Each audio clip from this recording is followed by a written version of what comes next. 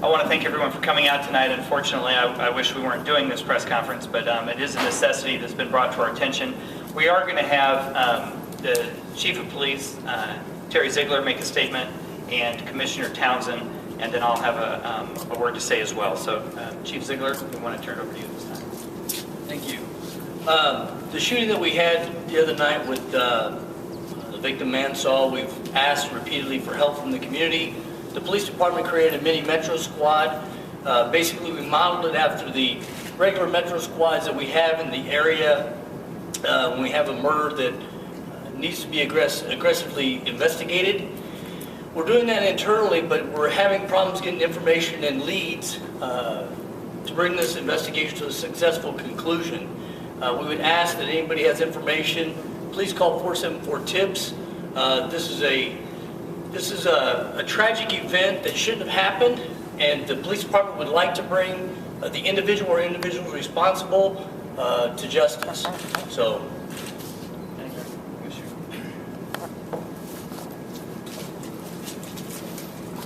Good evening.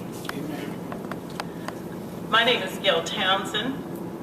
I am the Commissioner in District 1 of the Unified Government. Regrettably, little JaQuail Mansaw and his family lived in my district on a street that I used to visit and adored and beloved on, and at a time when it was peaceful, and the drive-bys that we're experiencing now were unheard of. This afternoon, I conveyed my personal and deepest condolences to Ms. Washington, little JaQuail's mother. I read that little JaQuail fought hard to hold on to his young life. Well, who knows? He may have grown to become the heavyweight champion of the world, or a welterweight, or featherweight. It wouldn't have mattered. I read that JaQuail was a happy baby. Who knows?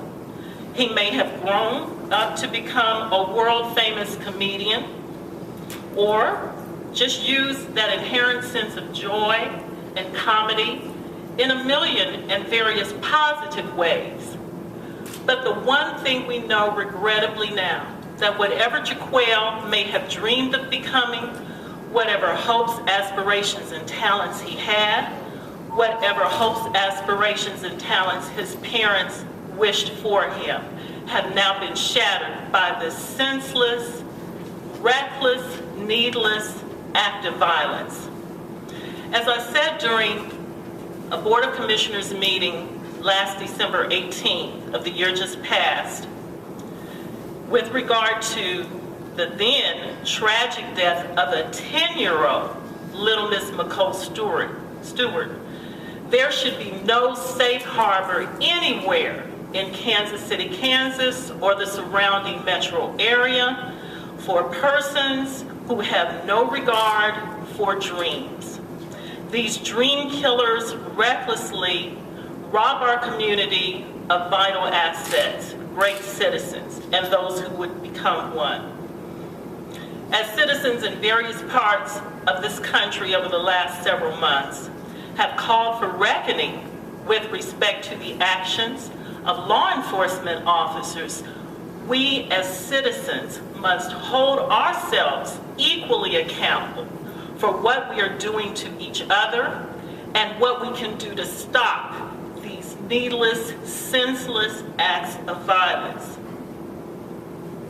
To that end, as I did in December, I am begging, I am pleading, imploring, whatever word you want to use, that those of you, anyone who knows anything that will lead to the arrest and conviction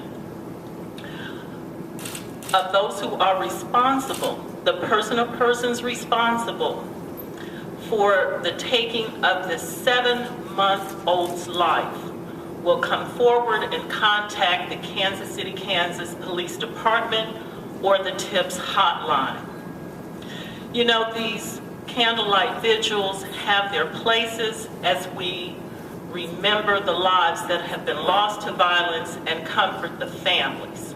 But the real light that we need is the light that can be shed by persons who know what's going on, who can lead us to the arrest and conviction of people who are robbing our communities of valuable assets, our own citizens. These people are committing acts of domestic terrorism on our communities. In this particular case, they have personally hurt and saddened the Washington Mansaw family, but they are also committing economic terrorism and acts of violence on all of us, holding us hostage. None of us are safe in our own homes. You've heard the adage, silence is golden. Not in this case. It only leads to more cycles of endless, senseless violence. I implore anyone with information to do the right thing because it is right, simply because it is right. Next time it could be you or a loved one, because bullets have no eyes. Certainly at 7 months old, JaQuail wasn't innocent. However, if doing the right thing for the right thing's sake alone is not enough, as Commissioner in District 1, I am personally adding to the TIPS Hotline Award specifically for information that will lead to the arrest and conviction of those person or persons responsible for JaQuail's death in the amount of $250. Please don't give these dream killers continued safety and harbor in our communities. Stop these senseless, maddening acts of violence. If you know, tell.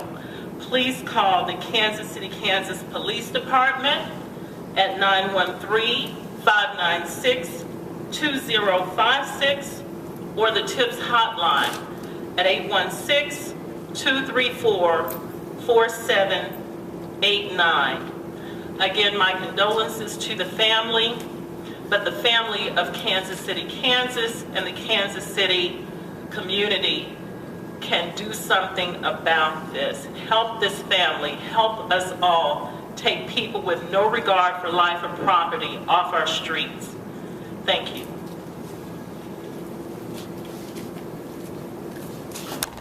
As part of this press conference today, I also ask members of the faith community to please come and be present as well. And I appreciate my colleagues being here from the various churches in the community to let people know that there is support for coming forward.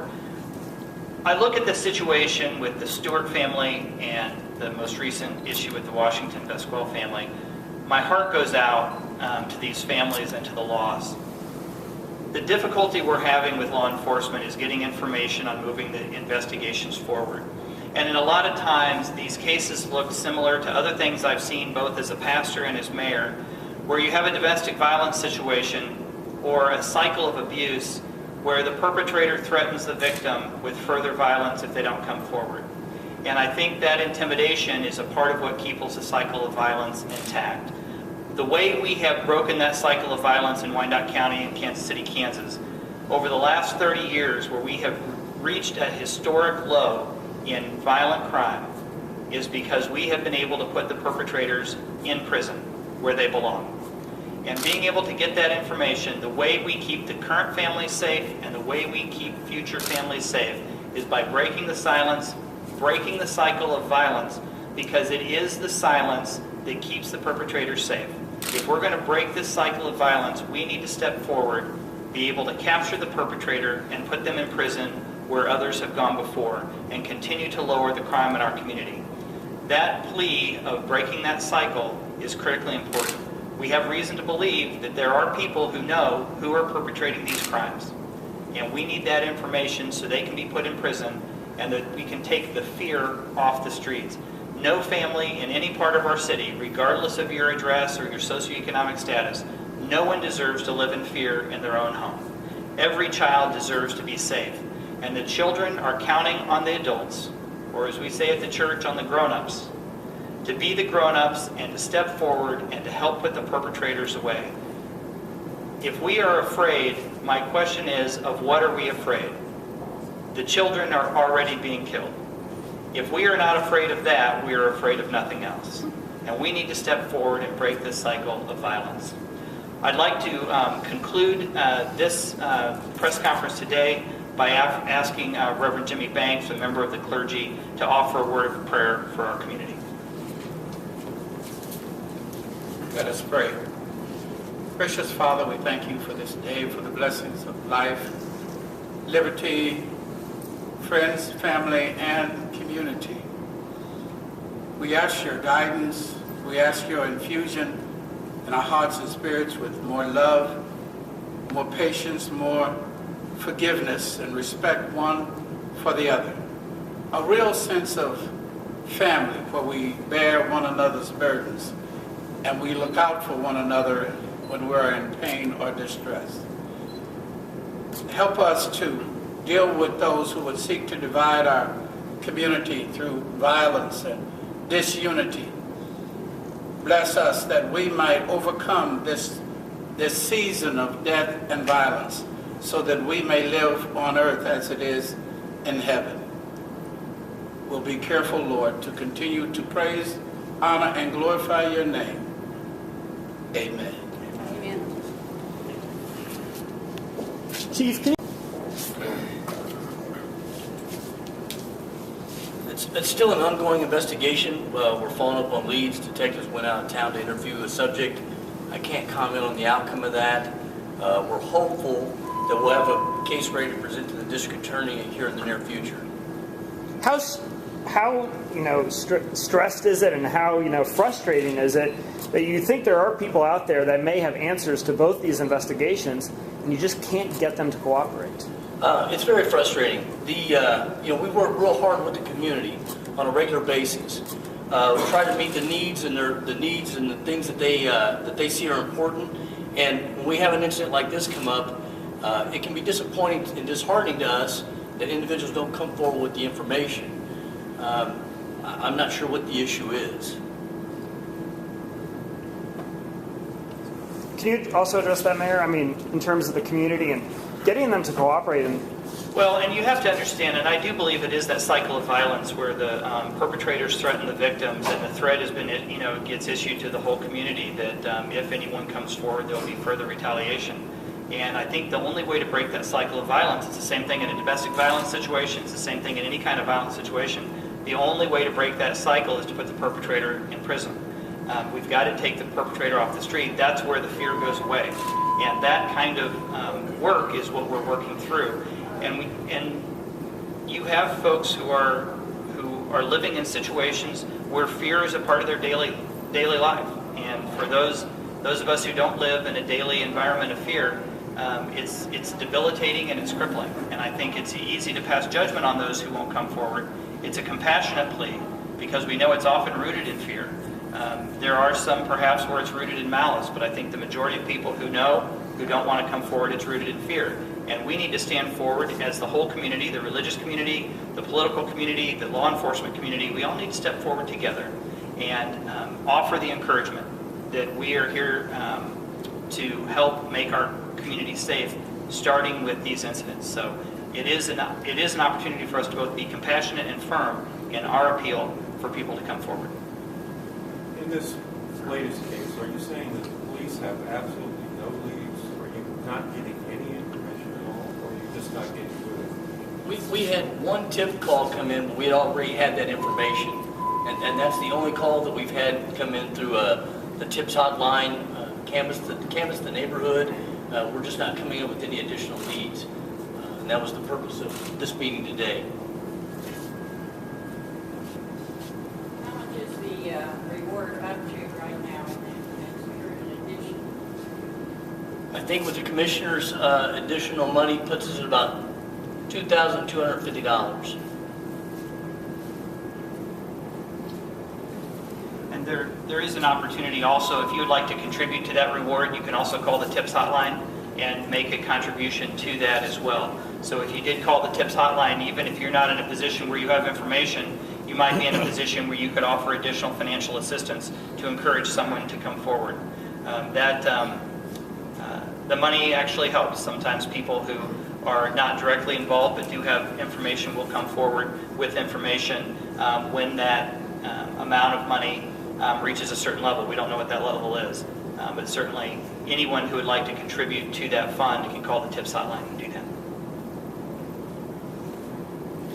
All right, well, I want to thank everyone for coming tonight, and my prayer and hope is that we don't have a need for further press conferences of this nature, but I do want to thank the community for your ongoing thoughts and prayers. I want to thank our police department for their work, and I want to thank the faith community for coming out strongly today to show their support for our whole community. Thank you.